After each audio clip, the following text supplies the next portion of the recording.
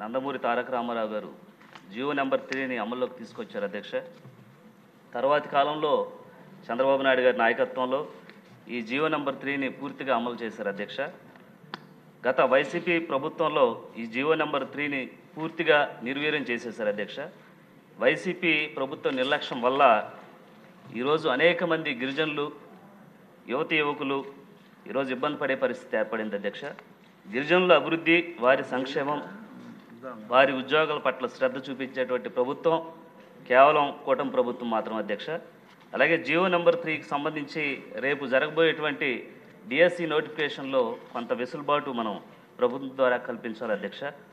అలాగే జియో నెంబర్ 3ని చట్టం చేయడానికి ముఖ్యమంత్రి వర్యులు అలాగే లోకేష్ గారు ప్రత్యేక దృష్టి పెట్టి ఆదివాసీ యొక్క మనుగడ కాపాడాలని ఆదివాసీ బిడ్డల తరఫున వేడుకుంటున్నాం అధ్యక్ష.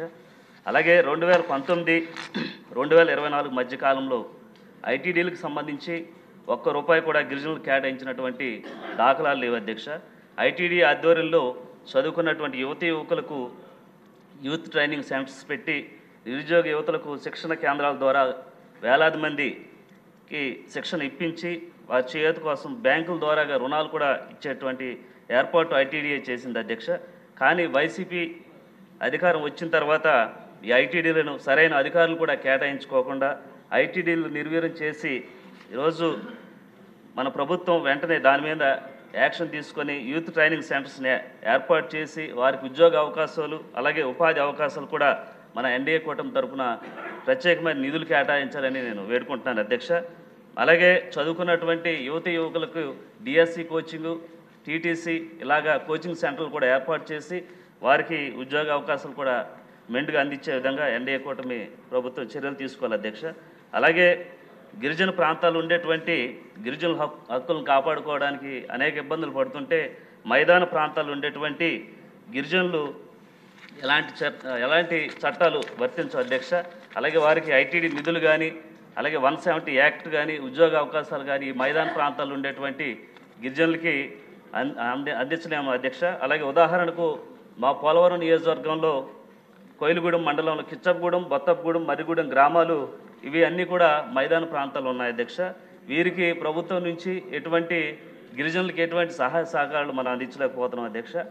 అలాగే దయవుంచి ఈ మైదాన ప్రాంతంలో ఉండేటువంటి గిరిజనుల హక్కుల్ని మనం కాపాడాలంటే అక్కడ పరిధిలో ఉన్నటువంటి ఐటీడీలకి ఈ గ్రామాలను కలిపేటువంటి చర్యలు తీసుకోవాలి అధ్యక్ష. అలాగే ఏజెన్సీ ప్రాంతాల్లో ఉండేటువంటి గిరిజన బిడ్డలు ఈరోజు ప్రభుత్వం మన ఎన్డీఏ కూటమి తరఫున న్యాయం చేస్తారని 1000 కళ్ళతో ఎదురు చూస్తున్నారు అధ్యక్ష.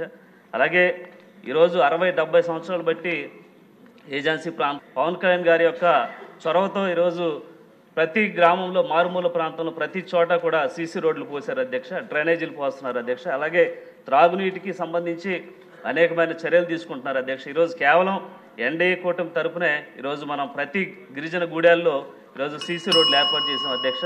దీనికి సంబంధించి అడగండి బాలరాజు గారు, ఎవరు చేశారు, గొప్పగా చేశారు అనేది ప్రస్తుతానికి ఈ ప్రశ్నకు అప్రశ్న. అంటే గత ప్రభుత్వం ఏం కావాలి, మంత్రి గారి వద్ద నుంచి ఏం ఆశిస్తున్నారు, ఇది జరిగే అవకాశం ఉందా అనే ప్రశ్న రూపంలో మీరు అడగాలి.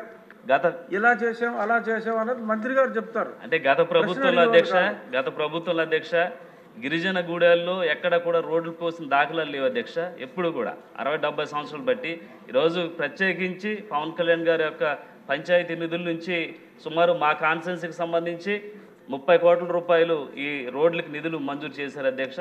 అలాగే గత ప్రభుత్వం పూర్తిగా గిరిజన ప్రాంతాలని వదిలేసింది అధ్యక్ష. దీనికి సంబంధించి ఈరోజు ఐటీడీకి సంబంధించి ప్రత్యేకమైన ట్రైకర్ నిధులు ఇటు మంజూరు చేస్తే ఇటు ఉద్యోగ అవకాశాలు కల్పించిన వారు అవుతారు. అలాగే ఐటీడీకి సంబంధించి గిరిజన గూడెలు కూడా అభివృద్ధి చెందుతాయని నేను తెలియజేస్తున్నాను అధ్యక్ష. ఈ అవకాశం ఇచ్చినందుకు ధన్యవాదాలు అధ్యక్ష. మంత్రి అధ్యక్ష, గౌరవ సభ్యులు బాలరాజు గారు అడిగిన ప్రశ్నలు 3 అధ్యక్ష. 3 డిఫరెంట్ అధ్యక్ష. యాక్చువల్గా నా డిపార్ట్మెంట్ అయినా 3 డిఫరెంట్. అయితే గత ప్రభుత్వంలో గిరిజనులకు జరిగినటువంటి అన్యాయం ఎంత దారుణం అంటే అధ్యక్ష, ఏ నిధులు ఇవ్వకుండా 5 సంవత్సరాలు గిరిజనుల్ని రాచి రంపాన పెట్టినటువంటి సైకో ఎవరంటే జగన్మోహన్ రెడ్డి అధ్యక్ష. ఇది ఖచ్చితంగా చెప్పగలం అధ్యక్ష, ఇది చెప్పాలి అధ్యక్ష. ఎందుకంటే మీరు ఇప్పుడు చాలామంది ఏంటంటే రోడ్ల మీద గుంతలు పోడ్చాలి అని వాళ్ళ నియోజకవర్గాలకు వెళ్తున్నారు అధ్యక్ష. ఎందుకంటే గౌరవ ముఖ్యమంత్రి చంద్రబాబు నాయుడు గారి ఆదేశాల ప్రకారం రోడ్ల మీద గుంతలు పూడుస్తున్నారు అధ్యక్ష. కానీ మా గిరిజన గ్రామాల్లో గుంతల మధ్యలో రోడ్లు ఉన్నాయి అధ్యక్ష గత 5 సంవత్సరాలను. ఇప్పుడు పూడ్చాలంటే ఎవరికి చేత కావట్లేదు అధ్యక్ష. కొత్త రోడ్డు వేయాలి తప్ప గుంతలు పూడ్చే సమస్య కూడా కనిపించట్లేదు అధ్యక్ష. అంత దారుణంగా మేము మోసపోయాం అధ్యక్ష. ఎందుకంటే డోలీ మోతలు కానీ, పిల్లల చదువులు కానీ, సప్లై నిధులు కానీ అన్నీ ఆగిపోయాయి అధ్యక్ష. కాబట్టి ఇవి 3 డిఫరెంట్ క్వశ్చన్స్. దయచేసి నాకు కొంచెం టైం ఇవ్వండి అధ్యక్ష, చెప్పాలి అధ్యక్ష దయచేసి. ఎందుకంటే ప్రజలందరికీ తెలియాలి అధ్యక్ష గిరిజనులు పడుతున్నటువంటి కష్టాలు. గత 5 సంవత్సరాలు ఎంత కష్టాలు పడ్డారు, ఇప్పుడు ఈ 8 నెలల్లో ఎలాంటి నిధులు వచ్చాయి, ఎలా చేస్తున్నారు అనేది కూడా ప్రజలందరికీ తెలియాల్సిన అవసరం ఉంది అధ్యక్ష. దయచేసి నాకు కొంచెం టైం ఇవ్వండి అధ్యక్ష. తెలుగుదేశం పార్టీ ఆరంభ దశలో ఉండేటప్పుడు ఆదివాసీ సంక్షేమం అభివృద్ధి పట్ల చిత్తశుద్ధితో వ్యవహరించింది అనేది అందరికీ తెలిసిన సంగతి అధ్యక్ష. ఆ రోజు ఆదివాసీల వెనుకబాటు తలాన్ని తెలుసుకున్నటువంటి నందమూరి తారక రామారావు గారు ముఖ్యమంత్రిగా ఉండగా అప్పుడు 1985లో జీవో నెంబర్ 275 ఇచ్చి ఆదివాసీల అభ్యున్నతికి ప్రోత్సహించారు అధ్యక్ష. ఆ రోజు గిరిజనుల హక్కులు కాపాడడానికి 170 యాక్ట్ తీసుకొచ్చి ఆదివాసీల పాఠశాలల్లో కేవలం ఆదివాసీలే ఉద్యోగం చేయాలని ఆ రోజు తీసుకొచ్చినటువంటి రూలు ఈరోజు ఆదివాసీల జీవనంలో వెలుగులు నింపింది అధ్యక్ష. అలాగే గిరిజనుల హక్కులు కాపాడడంలో గిరిజనులకి ఎక్కడ కూడా వాళ్ళ హక్కుల్ని భంగం కలగకుండా చూసినటువంటి ఘనత మన చంద్రబాబు నాయుడు గారిది అధ్యక్ష. అయితే అధ్యక్ష ఈ జీవో నెంబర్ 3 గురించి సోదరులు అడిగారు. జీవో నెంబర్ 3ని 275ని కూడా గత టైంలో చంద్రబాబు నాయుడు ఎన్టీ రామారావు గారు తీసుకొచ్చిన 275 జీవోని కాలక్రమేణా అది జీవో నెంబర్ 3గా రూపాంతరం చెందింది అధ్యక్ష. ఎందుకంటే మధ్యలో కూడా ఒకసారి వాళ్ళు దాన్ని క్యాన్సిల్ చేయడం, మళ్ళీ చంద్రబాబు నాయుడు గారు వచ్చిన తర్వాత అదే జీవోని జీవో నెంబర్ 3గా 275 జీవో నెంబర్ 3గా తీసుకొచ్చి గిరిజనులకు మళ్ళీ మా ఆదివాసీలటువంటి గ్రామాల్లో టీచర్స్ కానీ డీలర్స్ కానీ అన్నీ కూడా ఆదివాసీలకు ఇవ్వడం జరిగింది అధ్యక్ష. గత 5 సంవత్సరాల్లో జగన్మోహన్ రెడ్డి గారు ఆదివాసీలకు ఏం చేయలేదు వదిలేయండి అధ్యక్ష. కానీ సుప్రీంకోర్టులో ఈ కేసు ఉంటుండగా సుప్రీంకోర్టులో కొట్టేసింది అధ్యక్ష. కనీసం ఒక పిల్లేయడం కానీ, కనీసం వాదించడానికి ఒకరిని పెట్టడం కానీ చేయకుండా పూర్తిగా వదిలేశారు అధ్యక్ష. జీవో నెంబర్ 3 ఆ రోజు పోయింది అధ్యక్ష. కానీ జీవో నెంబర్ 3ని మళ్ళీ ఏదో ఒక రూపంలో తీసుకొచ్చి ఆదివాసీ జీవితంలో వెలుగులు నింపుతామని మన గౌరవ ముఖ్యమంత్రి చంద్రబాబు నాయుడు గారు చెప్పారు అధ్యక్ష. పాదయాత్రలో యువ నాయకులు లోకేష్ బాబు గారు కూడా చెప్పడం జరిగింది అధ్యక్ష. అయితే ఈ జీవో నెంబర్ అధ్యక్ష